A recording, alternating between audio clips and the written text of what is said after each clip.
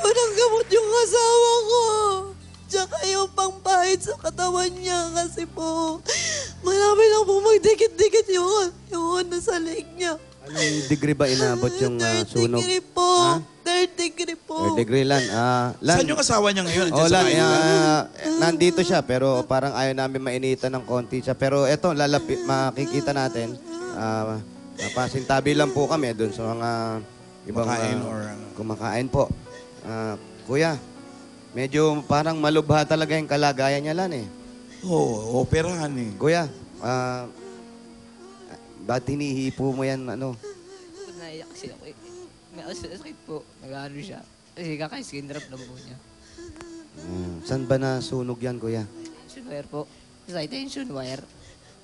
Anong ginagawa mo ron? Nagpipintura po. Is, So, pintor ka? Kuya, tataga mo lang ha. At may awaan Diyos. Siyempre, makaka-survive ka din dyan sa nangyari sa'yo. Dasal lang tayo, dasal ha. Kaya mo yan. Andyan naman yung asawa mo para sumuporta sa'yo. At ginagawa niya rin lahat ng paraan para sa'yo. maraming salamat po. Maraming salamat po sa ito, Bulaga. Hindi na natin Mas masyadong... wag mo na siyang pahirapan. Oo, wag natin masyadong pagsalitain kasi medyo... kung makikita natin, yung mga balat niya na nasunog, kasi yan, pag nasunog at hindi agad nalagyan ng gamot, nagdidikit-dikit yan eh. So, pwedeng yung nandito sa leeg niya, pag naigano niya ng konti, mga 2 araw, 3 araw, pwedeng mahirap ng tanggalin yan. So, anong sabi ng doktor? Ano daw po, ooperahan daw po ulit yun. Kasi yung inano po sa tiyan niya na nilagyan ng skin graft, Yun, skin hindi grafting. po mabubuhay yun. 100% po, hindi po mabubuhay yun. Bali kakainin lang po ng laman. Kaya po, uulitin po yung operasyon niya. Pinauwi po kami kasi wala pong pang-opera sa kanya. Tsaka ang laki-laki na po ng bill namin. Umabot na po ng 86,000. Gano'ng katagal siya sa ospital? Magti 3 months na po kami. December 19 po nangyari yun. Ba't Kailan hindi ba? nila ilipat sa Kailan PGH? Medyo mas mura doon kasi public yun eh. Sa PGH daw, ba't hindi nyo ilipat doon? Ano po, full na po kasi yung tumawag kami. Bale, nirefer lang po kami dun sa East Avenue, Quezon City po. Medyo ano lang eh, kung makikita natin nandito sa loob talaga, talagang sariwa. Kung ilang buwan na nangyari, pero sariwa. December 19 pa, yung mga March ano sugat. na ngayon. Pero... Lalo yung nasa sa tiyan niya, din medyo nakita ko kanina. Parang napuruhan siya, parang buong katawan. Ano? Paano bang nangyari? Nagkukuryente po siya doon po sa trabaho niya. Bali po, hinigo po siya ng high tension wire 2,000 volt po. 2,000 volts? Opo. Hindi ko nga po alam kung makakapagtrabaho pa po siya eh. May awa ang Diyos. Oo. Opo. Ilang Lagi taon po yung kami asawa mo, Lorena? 21 years old po. Matanda po ko sa kanya. 21 siya. Opo. Ikaw? 24 years old na po ako. Asan ang mga magulang ninyo? Yung magulang ko po nakatira po sa San Andres, Onyx po. Nanonood po sila ngayon. So, tumutulong naman sila sa iyo. Opo. Magulang ni Mister.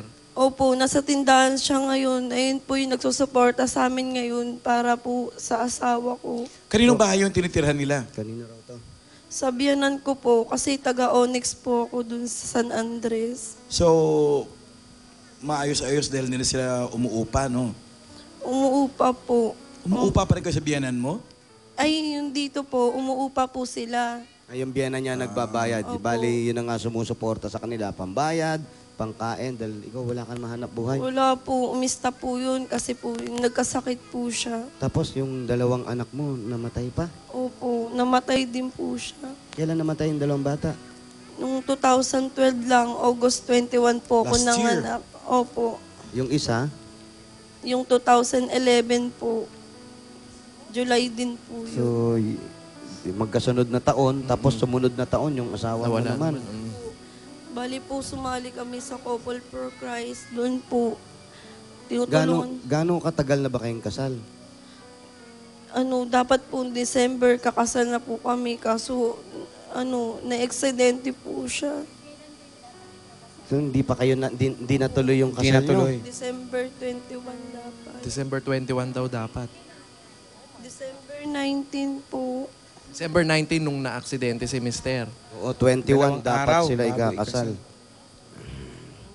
Hayaan mo, lahat naman ng ganito mga pagsubok na dumarating, lalo sa'yo, siyempre ikaw yung babae, dapat na ikaw yung magiging kagabay ng asawa mo ngayon. Opo. Nakikita naman namin kung gaano mo kamahal yung asawa mo. Opo, mahal na mahal ko po siya. Sige, para nang sa ganon, yung konting panggamot natin sa kanila, sana madiretso na agad sa ospital. So sa tingin mo, magkano pa yung mga kakailanganin dun? Ano po baka yung sa operasyon pa lang po, sa OR pa lang po, 20,000 na po yun, kasama na po yung mga bibili na gamit. Saan ospital ba ito? Sa East Avenue Medical Center, Quezon City po. Sa East Avenue. Ave. So yun yung mga estimate doon sa paggagamot ng asawa mo. Kasama na yung gamot doon. Opo, magagaling naman po sila kasi kung di dahil din po sa kanila, wala na po yung asawa ko, 50-50 na po yan eh. Oh, mukhang nakaka-recover naman si Sir. Kaya lang medyo yung kitang-kita natin yung panghihina niya ngayon. Halos yung kalahati ng ganitong mukha niya, sunog. At dire-diretso. Bali, hindi sunog to no? Hinigop ng kuryente. Opo. Ang laki ng voltahe. So doon sa mga gumagawa ng ganyan, yung mga pintor, ingatan natin. Baka mamaya mayroong mga live wire na hindi tayo nakikita. Ipa-check muna natin doon sa nakakaalam, sa engineer nyo, kung bukas ba to o may naka-open dito. Huwag tayong lapit ng lapit. Napakadelikado po. Tsaka po, nagpapasalamat po ko sa inyong lahat dyan. Diyan 7 po, ay Tito. Sa 8 Bulaga po, lahat po nung sumusuporta. Maraming salamat po. Ano pa yung kaya mong ibigay sa asawa mo? Ano gusto mong sabihin sa kanya? Mahal na mahal kita. Sana magpagaling ka. Hindi kita iiwan kahit ano pang sinasabi mo sa akin. Naiiwan kita, hindi. Kasi kung hindi kita mahal, iniwan ka pa lang kita una pa lang. Sa ngayon pa nangyari sa'yo.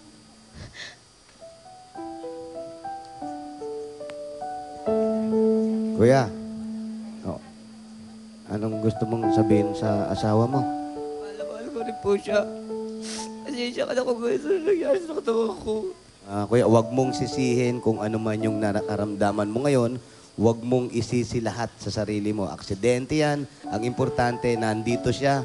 Tinutulungan ka niya, nakasuporta siya sa'yo, mahal na mahal ka niya, at sinabi niya rin na hindi ka niya iiwan kahit anong mangyari.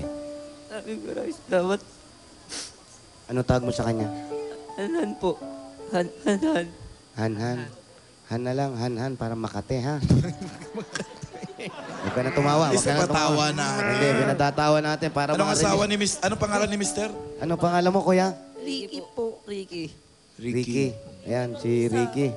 Ricky, ano lang, dasal lang. Yun lang pinaka-importante. Tapos tatagan mo pa at nakasuporta sa yung asawa mo at yung mga magulang mo at yung biyanan mo.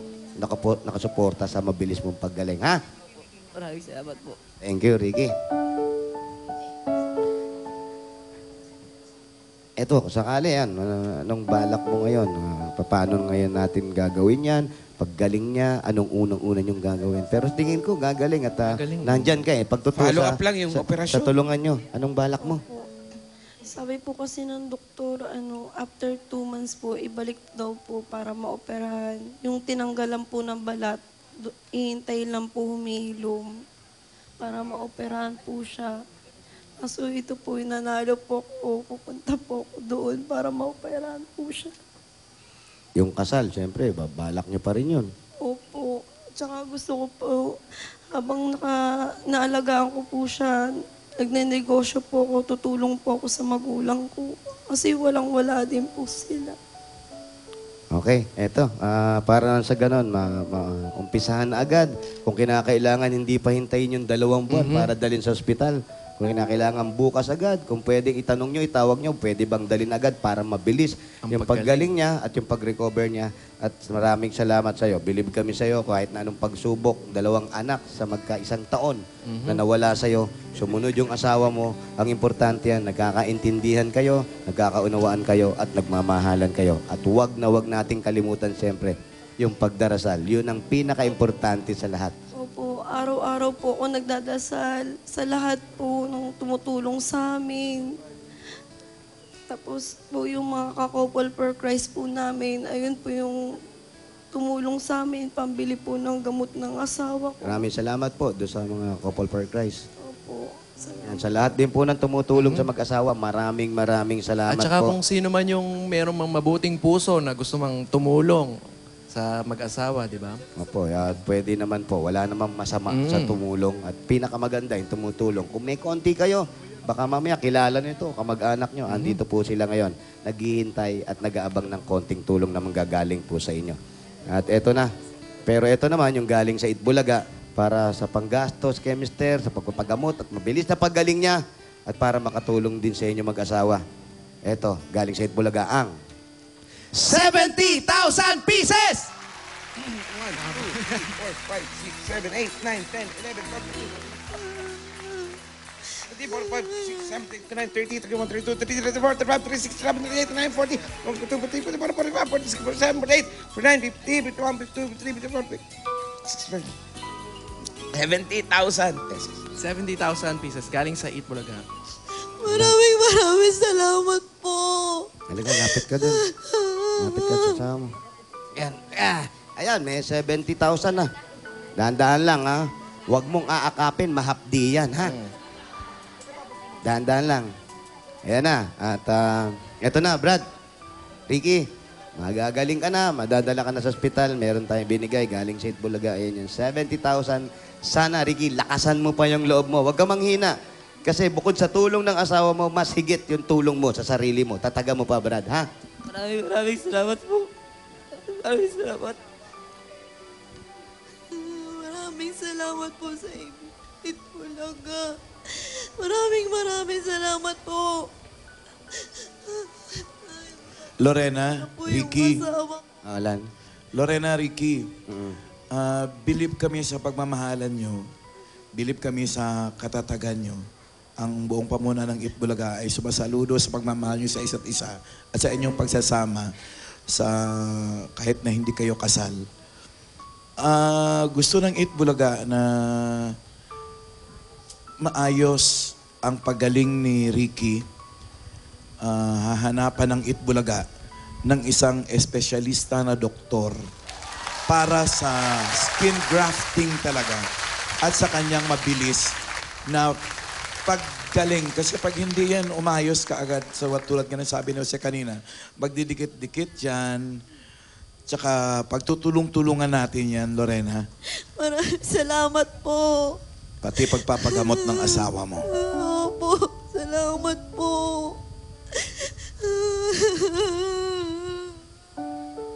Sige, ayan. Gagaling na, Ricky. Congrats. Hanap tayo ng espesyalista para sa'yo. Dire-diretso na yan. Congratulations sa inyong dalawa. Lakas lang, tatag lang. Kayang-kaya niya yan. Ha? Okay. Isang buhay na naman. Tigilan mo lang. Masikip. Huwag kang umano. Masikip. Kaya nyo pa ba? Kaya. Paano tayo magtatakbuhan? Ako, hindi ko na kaya. Kaya yan. O sana sige, maging maayos na sila at gumaling na si Ricky.